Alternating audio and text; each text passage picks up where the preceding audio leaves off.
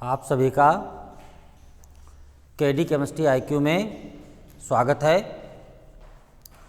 लगातार बेटा हम लोग जनरल ऑर्गेनिक केमिस्ट्री पढ़ रहे हैं। पिछले लेक्चर में हम लोगों ने इलेक्ट्रोमेरिक प्रभाव और मेसोमेरिक प्रभाव पढ़ा था। आज हम लोग बेटा अतिसंयुग्मन पढ़ेंगे। जनरल ऑर्गेनिक केमिस्ट्री हम लोग बेटा पढ़ रहे हैं, ठीक। आज हम लोग बेटा अतिसंयुग्मन या इसी को हाइपर कंजुगेशन कहते हैं। अतिसंयुग्मन या इसी को हम क्या कहते हैं? Hyper conjugation. हाइपर कंजुगेशन अथवा बेटा इसी को बेकर नाथन इफेक्ट कहते हैं। Baker Nathan effect.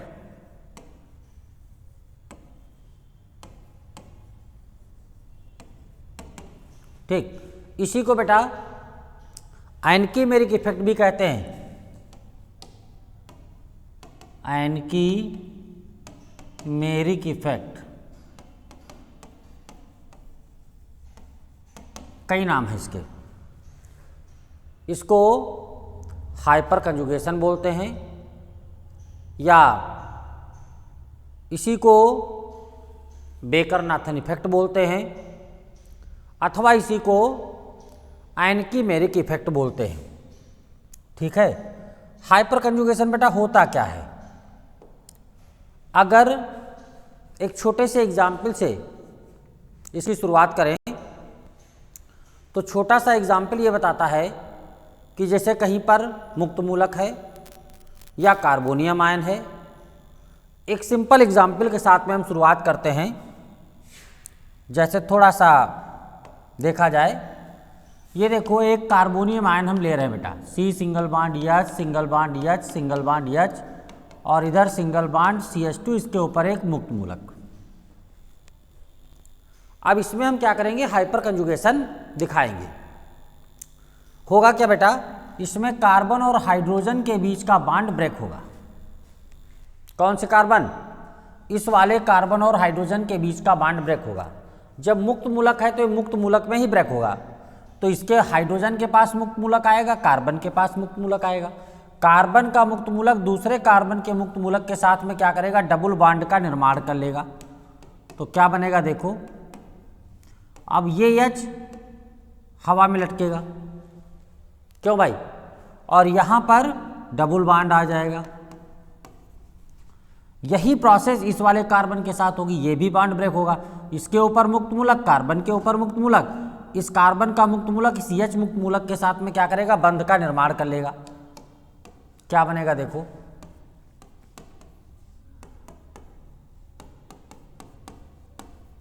और ये वाला H हवा में लटकेगा। बोलो भाई, यही प्रोसेस इस नीचे वाले के साथ में हो जाएगी। यही प्रोसेस क्या होगी? नीचे वाले हाइड्रोजन के साथ में। तो क्या बनेगा देखो बेटा, C सिंगल बॉन्ड H मुक्त मूलक में ब्रेक होगा, यहाँ पर बंध बन जाएगा और ये वाला H मुक्त मूलक हवा में लटक जाएगा। बोलो भाई, और डबल बॉन्ड क्या? CH2। कहने का तात्पर्य है कि सिग्मा और पाई इलेक्ट्रॉन, अगर कहीं पर सिग्मा और पाई इलेक्ट्रॉन आपस में संयुग्मन करते हैं, सिग्मा और पाई इलेक्ट्रॉन अगर कहीं पर आपस में संयुग्मन करते हैं तो उसी को हम क्या कहते हैं? अतिसंयुग्मन कहते हैं। सिग्मा एवं पाई इलेक्ट्रॉन का संयुग्मन क्या कहलाता है? अतिसंयुग्मन कहलाता है। सिग्मा एवं पाई इलेक्ट्रॉन का संयुग्मन ही क्या कहलाता है बेटा? अतिसंयुग्मन कहलाता है। और ये देखो अगर, तो ये कौन सा आपका मुक्त मूलक है? ये बेटा प्राथमिक मुक्त मूलक है, 1 डिग्री मुक्त मूलक। ये प्राथमिक मुक्त मूलक है और इस प्राथमिक मुक्त मूलक की कितनी अतिसंयुग्मी संरचनाएं बनी हैं? 1, 2, 3। प्राथमिक मुक्त मूलक की कितनी अतिसंयुग्मी संरचनाएं बनी? 3। तो परिभाषा क्या हो जाएगी? सिग्मा एवं पाई इलेक्ट्रॉन का संयुग्मन, सिग्मा एवं पाई इलेक्ट्रॉन का संयुग्मन ही, सिग्मा एवं पाई इलेक्ट्रॉन का संयुग्मन ही अतिसंयुग्मन कहलाता है। सिग्मा एवं पाई इलेक्ट्रॉन का संयुग्मन ही अतिसंयुग्मन कहलाता है।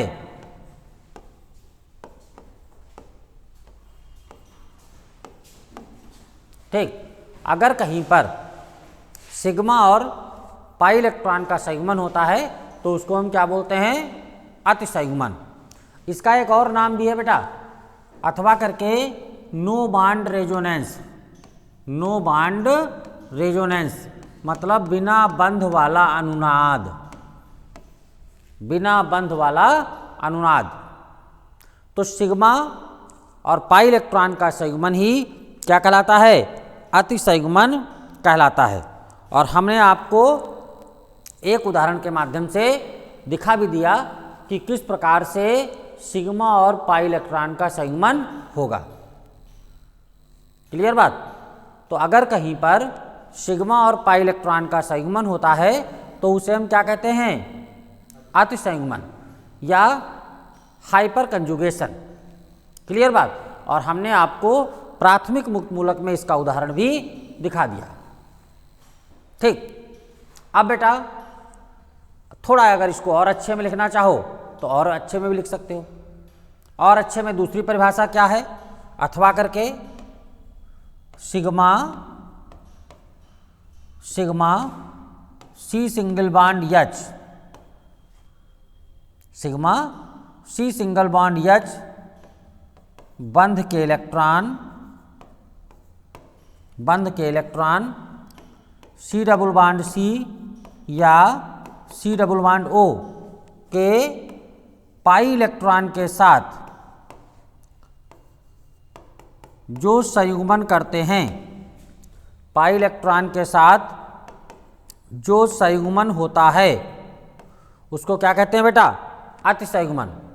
अगर कार्बन हाइड्रोजन के सिग्मा इलेक्ट्रॉन किसी असंतृप्त कार्बन जैसे सी डबल बॉन्ड सी या सी डबल बॉन्ड ओ के अनाबंधित इलेक्ट्रॉन युग्म के साथ में संयुग्मन करें, पाई इलेक्ट्रॉन के साथ में संयुग्मन करें तो इसे भी हम क्या बोलेंगे? अतिसंयुग्मन। पाई इलेक्ट्रॉन या इसी को अनाबंधित इलेक्ट्रॉन युग्म भी कह सकते हो, अनाबंधित इलेक्ट्रॉन युग्म, अनाबंधित इलेक्ट्रॉन युग्म। ठीक है, तो पहली परिभाषा आसान वाली है, इसको थोड़ा सा ध्यान रखिए कि अगर कहीं पर सिग्मा और पाई इलेक्ट्रॉन का संयुग्मन होता है तो उसी को क्या बोलते हैं बेटा? हम अतिसंयुग्मन।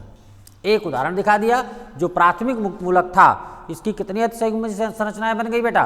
प्राथमिक मुक्त मूलक की 3 अतिसंयुग्मी संरचनाएं बन गई। ठीक, अब हम लोग आते हैं अतिसंयुग्मन के प्रकार के ऊपर। ठीक, प्रकार क्या है इसके? 3 प्रकार होते हैं बेटा, 3 प्रकार। कौन से? एक है sigma C single bond H pi संयुग्मन। ठीक, दूसरा है बेटा sigma C single bond H मुक्त मूलक संयुग्मन। मुक्त मूलक संयुग्मन। और तीसरा है sigma C single bond H carbonium ion संयुग्मन। Carbonium ion संयुग्मन।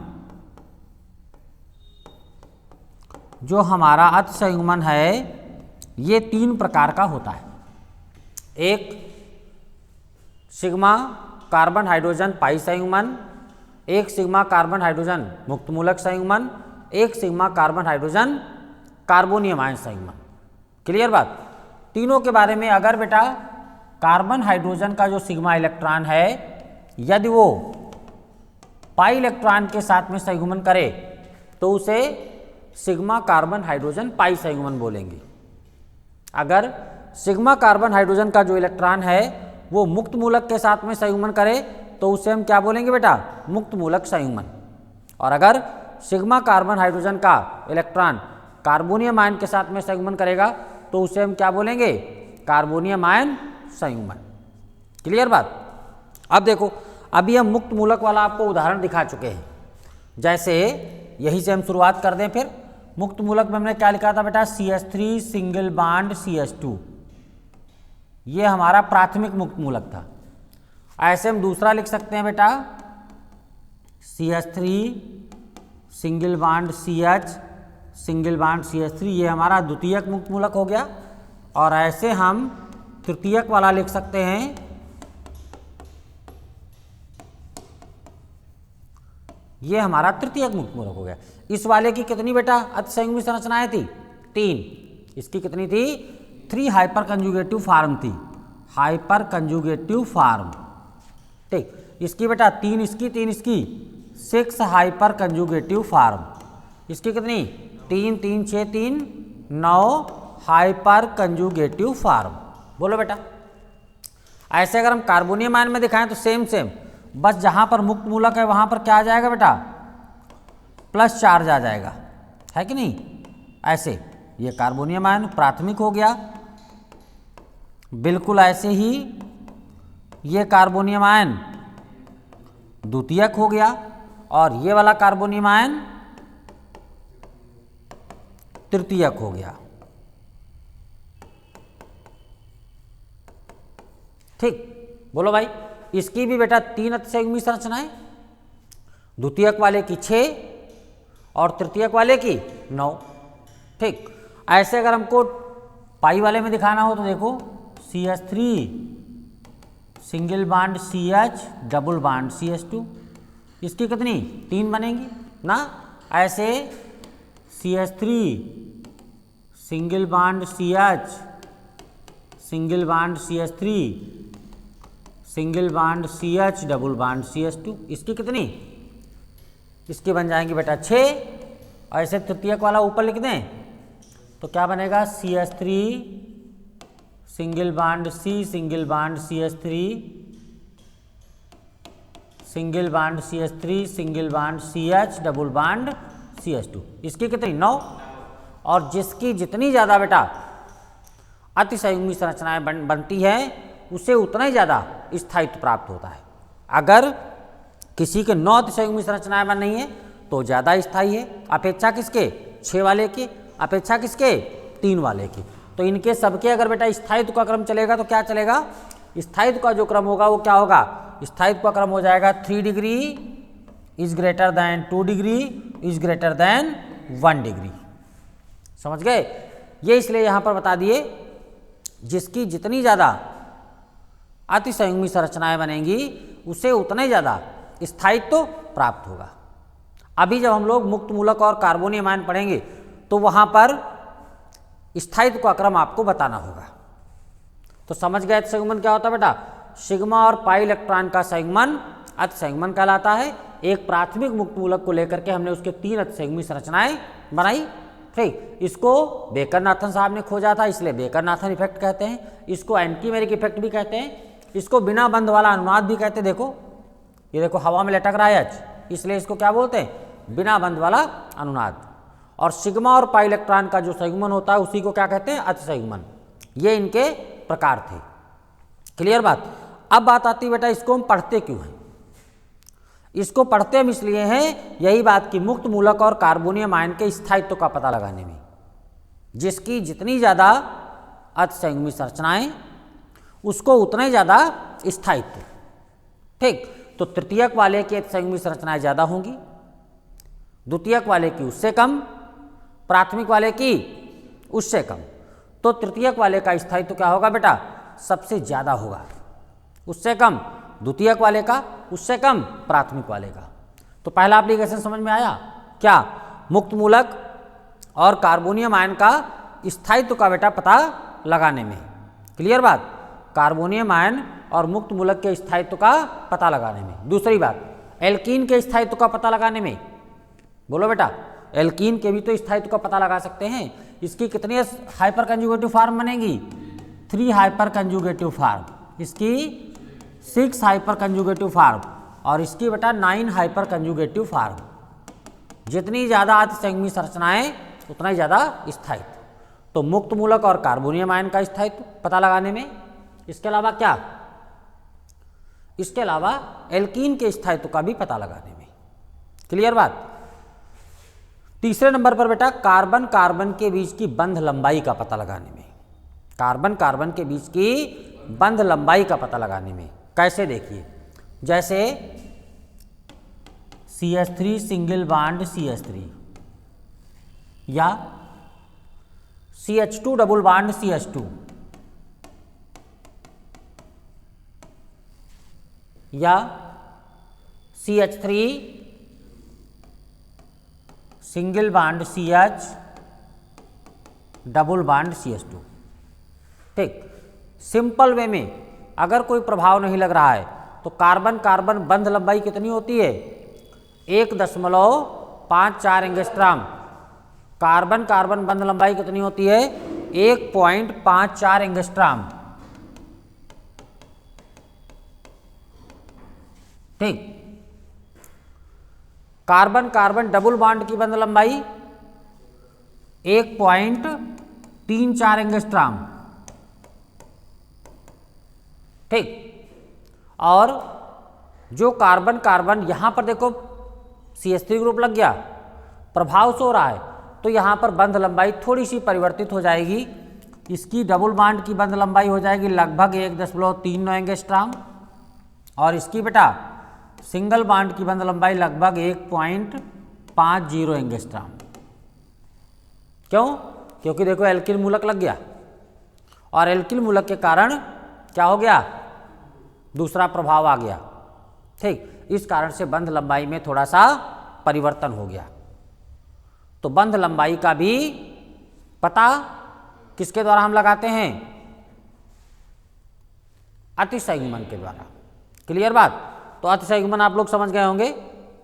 अब हम लोग बेटा आगे बढ़ते हैं अगले टॉपिक की तरफ, बंधों का विदलन।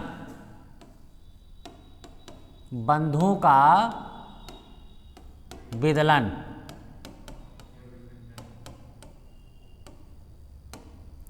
ब्रेकिंग ऑफ बॉन्ड्स या बॉन्ड फ्यूजन या बॉन्ड फ्यूजन।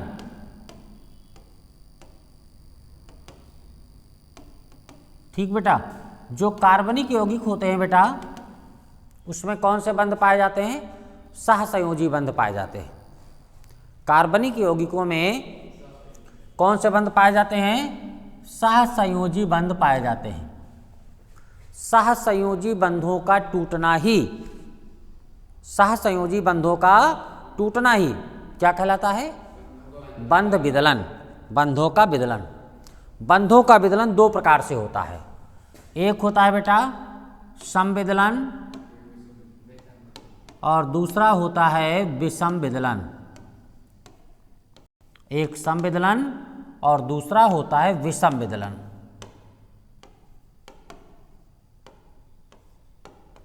समविदलन को अंग्रेजी में कहते हैं बेटा होमोलिटिक फ्यूजन। समविदलन को अंग्रेजी में कहते हैं होमोलिटिक फ्यूजन। Homolytic fusion. ठीक, होमो का मतलब होता है सेम, लिख दें ब्रैकेट में, होमो बराबर सेम और लिटिक बराबर होता है ब्रेकिंग। लिटिक बराबर क्या होता है? ब्रेकिंग, टूटना। ठीक, अगर एक ही प्रकार से सेम प्रकार से टूटे तो उसे बोलेंगे होमोलिटिक विदलन। और विषम विदलन क्या होता है बेटा? हेट्रोलिटिक।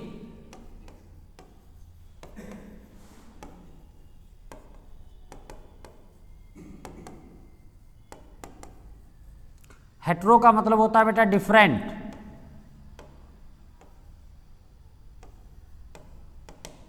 डिफरेंट और लिटिक का मतलब इसको लिसिस भी बोल सकते हो आप, मतलब breaking. Lytic means lysis, breaking. ठीक, तो अगर समान प्रकार से टूटे, अगर बेटा समान प्रकार से टूटे तो उसे हम क्या बोलेंगे, होमोलिटिक विदलन। और अगर असमान प्रकार से टूटे तो उसे हम क्या बोलेंगे, हेट्रोलिटिक विदलन। जैसे अगर हम ए बी को ब्रेक करें, ए सिंगल बॉन्ड बी, ठीक, इसमें बेटा जो साझे का इलेक्ट्रॉन युग्म है, भाई एक बंध बना है, एक बंध के बनने में 2 इलेक्ट्रॉन पार्टिसिपेट किए।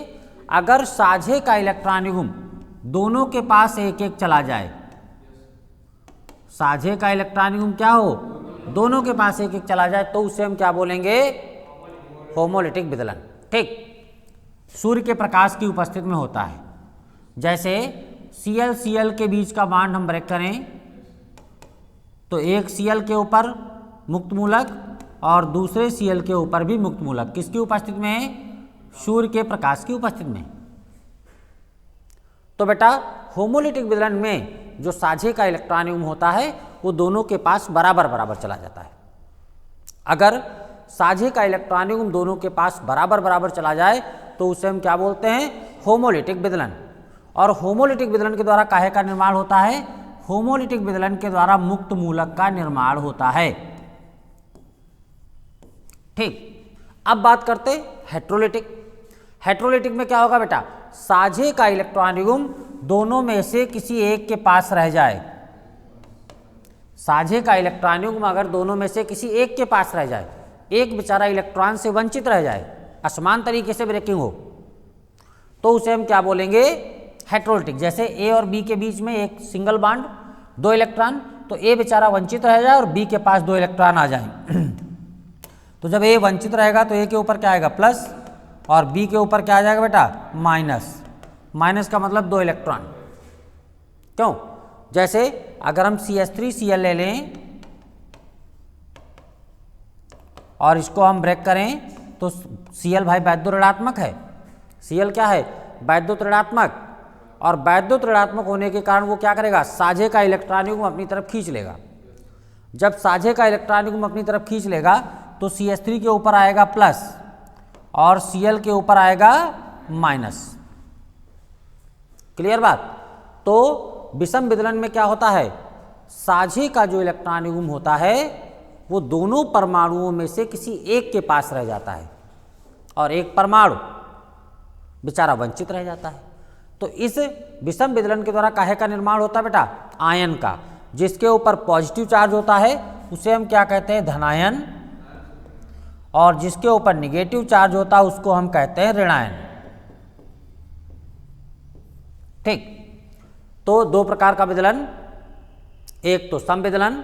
समविदलन में क्या था, जो साझे का इलेक्ट्रॉन युग्म था वो दोनों परमाणुओं के पास बराबर बराबर वितरित हो जाता था। और दूसरा क्या, विषम विदलन। विषम विदलन में क्या, जो साझे का इलेक्ट्रॉन युग्म था वो दोनों में से किसी एक के पास चला जाता था और एक बेचारा वंचित रह जाता था। क्लियर बात। ठीक, जिसके पास जाता था उसके ऊपर ऋणात्मक आवेश आता था और जो वंचित रह जाता था उसके ऊपर धनावेश आता था। मुक्त मूलक समविदलन द्वारा बनते हैं और जो आयन हैं वो विषम विदलन द्वारा बनते हैं। क्लियर बात। तो फिर सीधे हम लोग पहुंच चलते हैं मुक्त मूलक के ऊपर। सीधे हम लोग किसके ऊपर पढ़ते हैं, मुक्त मूलक।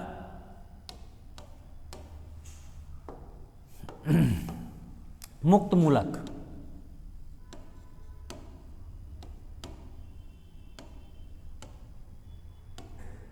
मुक्त मूलक को बेटा अंग्रेजी में क्या कहते हैं, फ्री रेडिकल।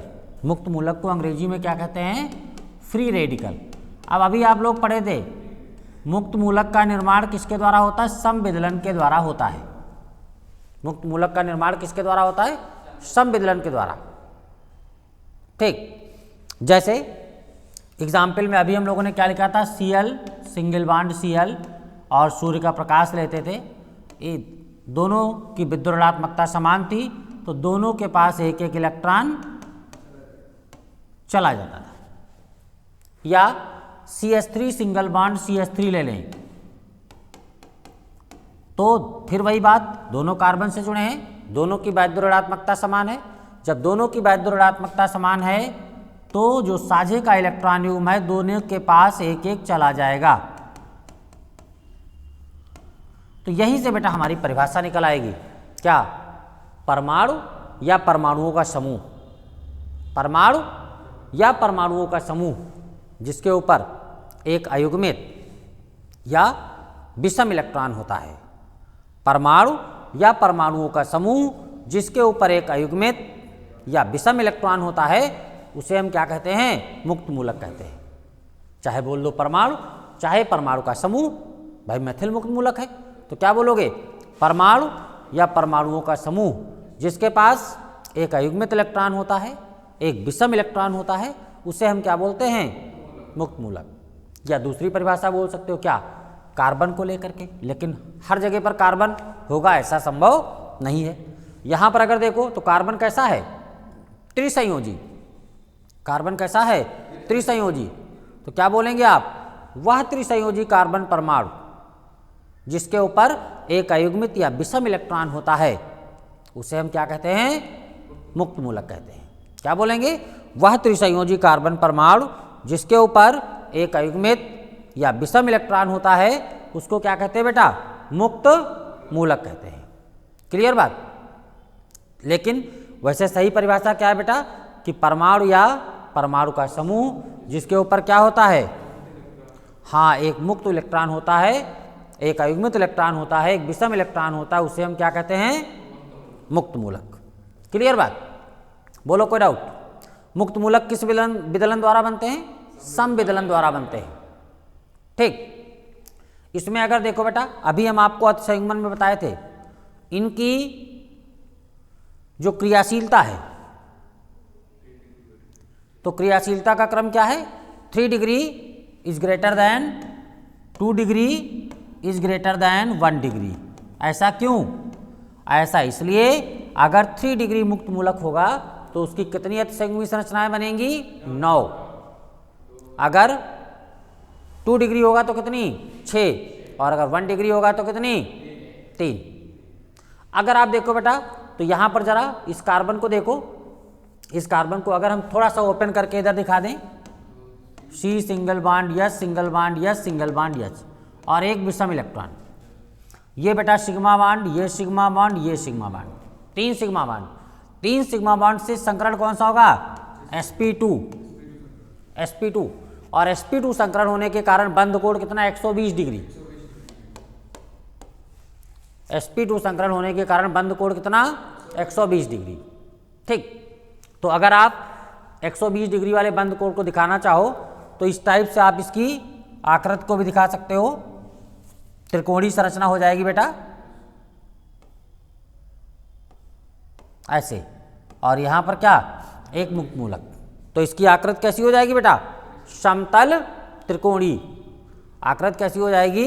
समतल त्रिकोणीय। और बंध कोण कैसा? हाँ, 120 डिग्री का ना। और मुक्त मूलक का स्थायित्व, स्थायित्व का क्रम क्या हो जाएगा बेटा? 3 degree is greater than 2 degree is greater than 1 degree. ये बेटा स्थायित्व लिखा है। 3 डिग्री क्यों? क्योंकि 9 अतिसंयुग्मी संरचनाएं। ठीक। किस विदलन द्वारा बनते? थोड़ा अच्छा संरचना को और अच्छा बना दें।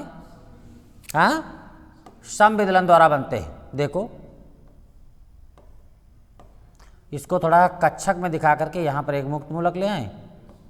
ये आकृति कैसी? समतल त्रिकोणीय। तो वह परमाणु या समूह जिसके ऊपर एक विषम या अयुग्मित इलेक्ट्रॉन होता है उसको क्या कहते हैं? मुक्त मूलक कहते हैं। क्लियर बात? तो फिर लगे हाथ हम लोग पहुंच चलते हैं कार्बोनियम आयन पर। बिल्कुल बेटा मुक्त मूलक के समान ही कार्बोनियम आयन। अब चूंकि ये कार्बन से जुड़ा हुआ है बेटा, तो ये तो आयन किस द्वारा बनते थे? विषम विदलन द्वारा। आयन किस विदलन द्वारा बनते थे बेटा? विषम विदलन द्वारा। अगर हम CH3Cl को ले लें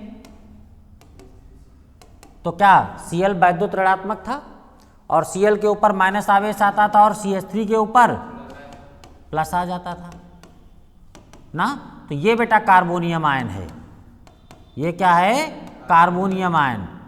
तो परिभाषा क्या बोलेंगे? वह त्रिसंयोजी कार्बन परमाणु जिसके ऊपर धनात्मक आवेश होता है। वह त्रिसंयोजी कार्बन परमाणु जिसके ऊपर क्या होता है? धनात्मक आवेश होता है, उसे हम क्या कहते हैं? Carbonium ion. स्थायित्व अभी बेटा इसका हम पढ़ चुके हैं। स्थायित्व में क्या पढ़े थे? 3 डिग्री, भाई वही तो था। 3 degree is greater than 2 degree is greater than 1 degree. ऐसा क्यों था? क्योंकि 3 डिग्री वाले की कितनी अतिसंयुग्मी संरचनाएं बनती थी? 9। 2 डिग्री वाले की कितनी? 6। 1 डिग्री वाले की कितनी? 3। क्लियर बात? इसमें भी अगर देख लो तो कार्बन के ऊपर संकरण कौन सा होगा? एक कार्बन से 3 हाइड्रोजन लगे हैं, sp2 संकरण। कार्बन के ऊपर संकरण कौन सा बेटा? sp2। पॉजिटिव आवेश पार्टिसिपेट नहीं करता है, तो इस कार्बन के ऊपर संकरण कौन सा? sp2 ना। sp2 संकरण के कारण इसकी भी आकृति कैसी? समतल त्रिकोणीय। कैसे?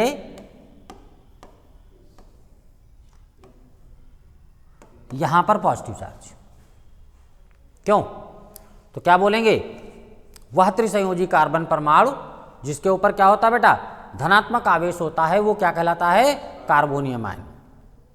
और कार्बोनियम आयन विषम विदलन द्वारा बनते हैं। इनके स्थायित्व का क्रम 3 degrees greater than 2 degrees greater than 1 degree होता है। चाहो तो एक आधे रिएक्शन आप और दिखा सकते हो बनाने के, है कि नहीं? इसके बाद हम आगे बढ़ते हैं। Carbene ion. Carbene ion, carbene ion. Carbene ion बेटा क्या होते हैं? जिनके ऊपर ऋणात्मक आवेश होता है। जिसके ऊपर क्या होता है? ऋणात्मक आवेश होता है। वह परमाणु या समूह जिसके ऊपर ऋणात्मक आवेश है उसे हम क्या बोलेंगे?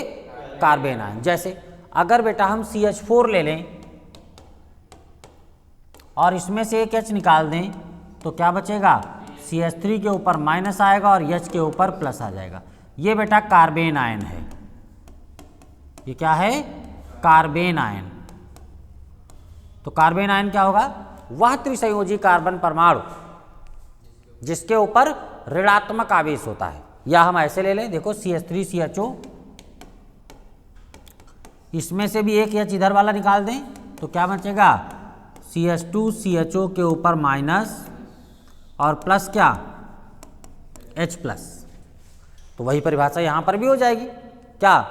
वह त्रिसंयोजी कार्बन परमाणु जिसके ऊपर क्या होता है बेटा? ऋणात्मक आवेश होता है, उसे हम क्या कहते हैं? Carbene ion. क्लियर बात? अब इनके ऊपर जरा संकरण देख लो। देखो C single bond H, single bond H और एक माइनस आवेश। माइनस आवेश बेटा एक लोन पेयर की भांति कार्य करता है, 2 इलेक्ट्रॉनों की भांति। तो यहां पर 3 सिग्मा बांड और एक लोन पेयर, एक माइनस आवेश। तो संकरण क्या हो जाएगा बेटा इस कार्बन पर?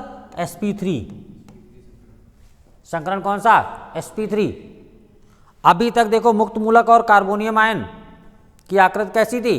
त्रिकोणीय। त्रिकोणीय। लेकिन इसकी बेटा आकृति त्रिकोणीय नहीं होगी। इसकी अमोनिया की भांति कैसी हो जाएगी? पिरामिडीय हो जाएगी। इसकी आकृति अमोनिया की भांति किस प्रकार से हो जाएगी? पिरामिडीय हो जाएगी।